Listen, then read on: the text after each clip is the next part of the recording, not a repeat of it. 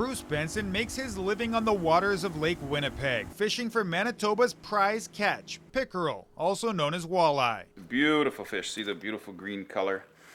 The cheeks are a delicacy, and it's famous all over the world. Lake Winnipeg fishermen frequently find other species in their nets as well, including whitefish, which counts towards their seasonal quotas, something Benson would like to see change. Income will be cut in half, and perhaps most importantly of all, is that whitefish will get a chance to take over this fishery and destroy the pickerel fishery. Whitefish sells for $1.82 a kilo. Pickerel fetches $3.23 a kilo. Rather than allowing the less expensive species to count towards their quotas, Benson says many fishermen have been known to simply discard or waste the whitefish. Economically, I don't have a choice.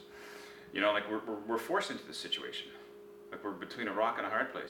The province already made one exception this year, allowing each fisherman to take and sell 400 kilos of whitefish off quota. Benson says fishermen used that up in just 6 days. In a statement, the province said, walleye has a higher price than whitefish. Therefore, fishers prefer to catch walleye. If we increase the quota to recognize this year's abundance of whitefish, walleye could also be caught. We are concerned about the sustainability of the walleye if quotas are increased further. We're catching all sizes of them. But there may be another solution. According to Winnipeg Harvest, 60,000 different Manitobans use food banks each month. The charity says it's lobbying the province to allow fishermen to donate unwanted whitefish to them instead of wasting it. We don't have a solution yet, but we're very hopeful that we will, and we're very encouraged by Manitoba fishermen who want to share protein and good fish with us. For now, fishermen and the province remain at odds over the current quota system. Ben Milger, CTV News, Arnez Harbor. Winnipeg police divers spent most of the day north of the Provencher Bridge looking for a man who either fell in or jumped into the Red River Friday afternoon. As of today, the dive unit is currently out there searching, but unfortunately have not been able to locate the male at this time. A driver from the Splash Dash boat tour company was nearby and tried to pull the man to safety, but he went into distress himself. He had a heart attack and was rushed to the St. Boniface Hospital where he needed surgery. He's still in intensive care, but he's talking, he's coherent, he's going to have a good recovery, and that's the main thing. The owner of the boat company and Al Smith, the driver, would like to find another person who was on the scene Friday, a passenger who actually performed CPR on Smith as he was having a heart attack. Gordon Cartwright says if it wasn't for the quick-thinking passenger, Smith may not have made it to the hospital alive. We're trying to find out who she is. We haven't found her yet. So if she's listening to now, please give us a call. We'd like to thank you in person, and Al would like to do that too.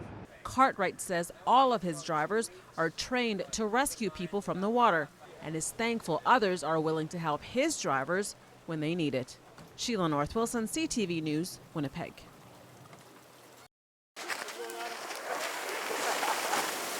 What a way to make a splash into spring. No winter coats, mitts, or toques, and going down a snowy hill. A little shooken up because I didn't expect to go under.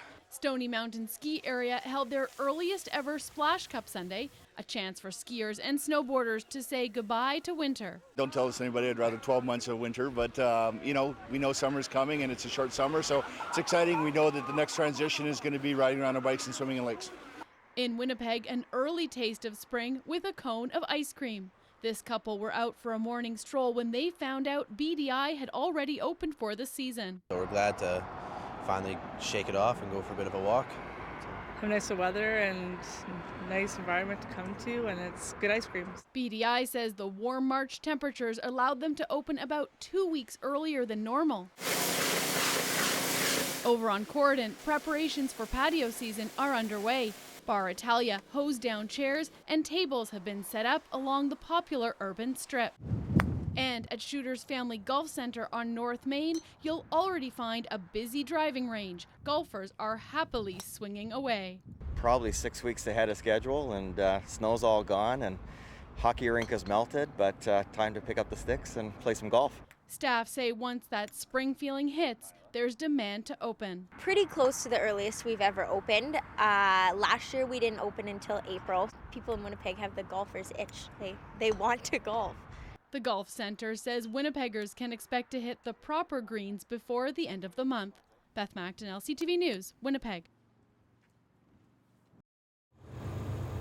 Sunday afternoon, a horrifying discovery in the Red River near the Alexander Docks. A body wrapped in a bag or sheet. Police now confirm the victim as 15-year-old Tina Fontaine. She's barely in the city for maybe a little over a month, and she's definitely been exploited and put into and taken advantage of and murdered and put into the river in this condition. Fontaine was living in foster care but was reported missing August 9th. Police say she had a history of running away. At 15, I'm sure she didn't realize that the danger that she was putting herself in. And she's a child. This is a child that's been murdered. Now homicide detectives want to speak to anyone who may have seen her and anybody she associated with between then and the discovery of her body on Sunday. Society, we'd be horrified if somebody if we found a litter of kittens or pups in the river in this condition. This is a child, so I mean, society should be horrified.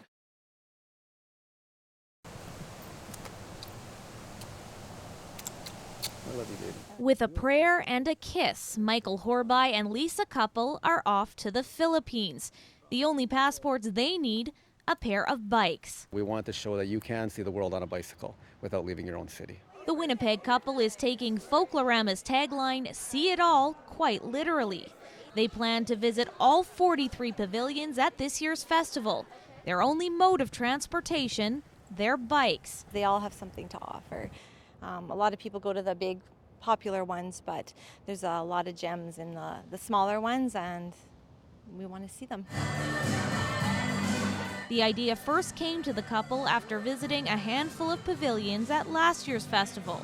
This time around, Horby and Couple have pledged to experience every culture they can, and they're geared up to do it all on bike. The stress of not driving and just and not worrying about parking was really phenomenal. In order to visit all of the pavilions, Michael and Lisa are hoping to visit about 3 a night, starting with the venues farthest away and cycling closer to home.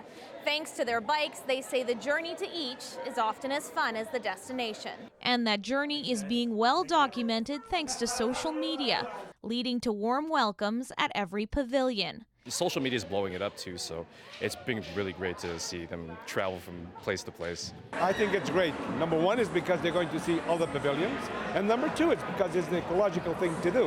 And there will be an inspiration to other people actually to use more bicycles rather than cars.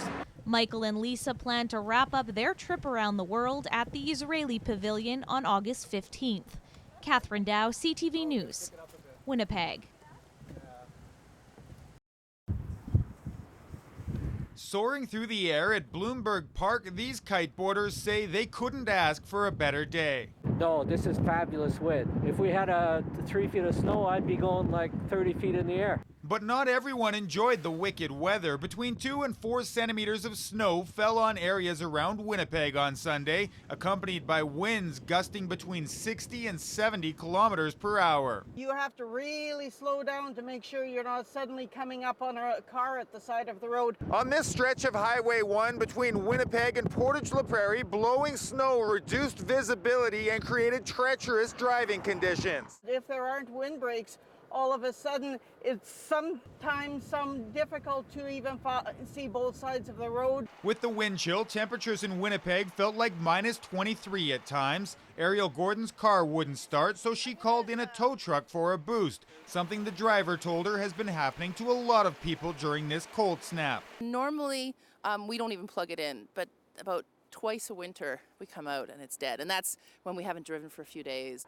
Gordon says she's already noticed some cars sliding around on the road and has taken precautions to make sure her family travels in a safe vehicle this winter. This car, it's like a covered toboggan. If you don't have the snow tires, it's like you're skidding everywhere and you have no control. With winter conditions here to stay, she hopes others will outfit their cars with proper tires as well. Ben Milger, CTV News, Winnipeg.